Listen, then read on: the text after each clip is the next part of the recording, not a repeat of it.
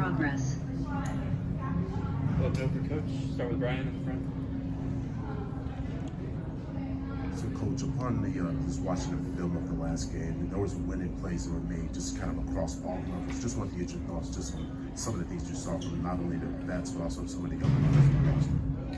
Yeah, I thought our attention to details to the game plan, late game especially, worked really well for us, and I just thought that our level of our compete factor in that second half was a lot better than that first quarter. And so, we were able to do a really good job. We were connected, we were talking, we were physical, but we were smart. We were playing with smart physicality is what we like to say. And so, that was good to see across the board last game.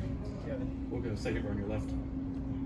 Coach, welcome to San Francisco, and congrats on getting a head coaching gig. When you think back on kind of your journey starting as like a color commentator for G League games and on G League staffs, what kind of comes to mind for you as you kind of reflect on your journey to becoming a head coach in the W?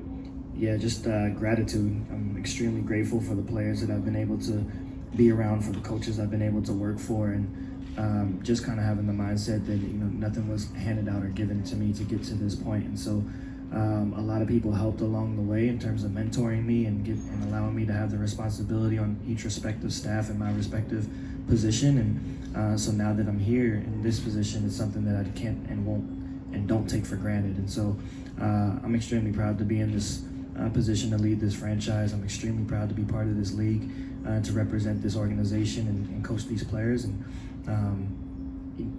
I hope not to ruffle any feathers, but I was part of the last game ever in Oracle when the Raptors beat the Warriors in the championship. So a lot of memories a lot of great memories in this city. I was the first year of the Chase Center. I was part of our staff as well, and so this is a great city, a great basketball city, and it was a cool moment to be back here as a head coach of the Sky.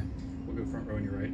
Hey, Coach. The Valkyries have had different starting lineups. They had some players come in and out. What are the challenges of trying to prepare for a team where you don't really have a set players of who's going to play for night tonight?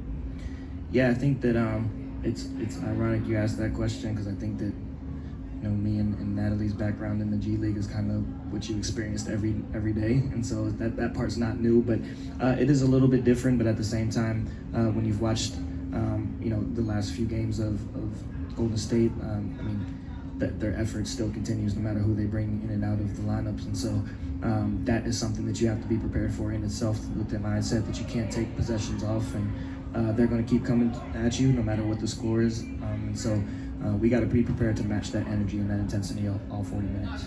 We'll go second row on your left. Hi, Coach. You and Coach Nakase were both on the staff with the Las Vegas Aces in previous years. Can you talk about your relationship and how that's kind of developed, and especially looking at the positions that you both are in now? Yeah, Natalie's extremely competitive, and so we haven't had a whole lot of communication since the season has started, but we were extremely close for the last 3 years in Vegas. We worked hand in hand, side by side. On and off the court, we were together a ton, and so there's a lot of mutual respect there. I think there was mutual respect even coming in before we established our relationship together, just from having similar trajectories from our careers. And then, obviously being able to go through what we were able to experience together in Vegas helped bring us even closer together. And so who she is as a person and who she is as a coach, I think the world of her, and I know that Golden State is proud and excited to have someone of her caliber to lead this franchise. We'll go second row on your right. Hi, Coach. Camila Cardoso is coming off a career game against the Sparks. When is she at her best?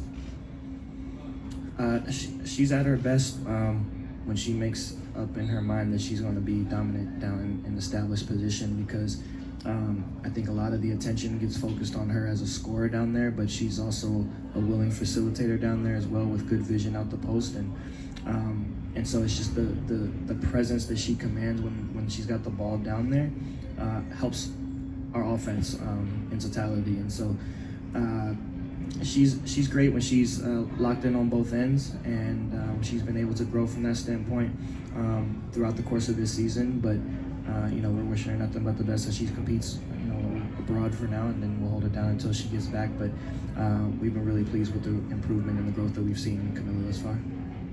Any more impressive for Coach? We'll go back to Brian. Coach, just wanted to ask about Rachel Banham and just those minutes that she provided to you at the point guard position. Just did you feel that like that kind of helped unlock Ariel and just some of the other shooters out there?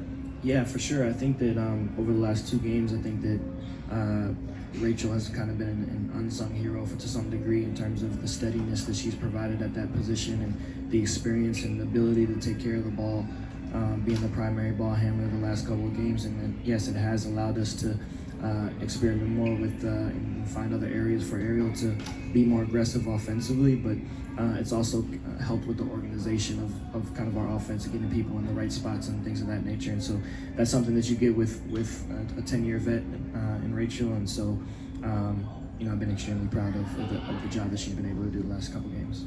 We'll go to Alyssa. Hey, I think you already said this morning, but do you think we're going to see more of Becca and Michaela at the 4, and what does that give you on offense, like compared to when you have the Camila Angel tandem? Yeah, for sure. I think that I can't really say how much, but yeah, I think that we will see some more small ballish lineups until Camila comes back, and it should provide a little bit more floor spacing and driving lanes for our guards and for Angel, and seeing her more at the 5 position at times will allow her to be in continue to be in different spots. You've seen her all over the floor over the course of this season thus far, but we'll mix and match out there. I can expect to see a ton of minutes from Elizabeth as well, so just kind of see whatever the game calls for. Go to Zoom. Carly Bell, please unmute. Hey, Coach, kind of to follow up on that, Elizabeth Williams having to step in with Camila Cardoso out. You've talked a lot about her leadership, but at this point of the season, with not having Camila here, how important is her presence for this Sky team?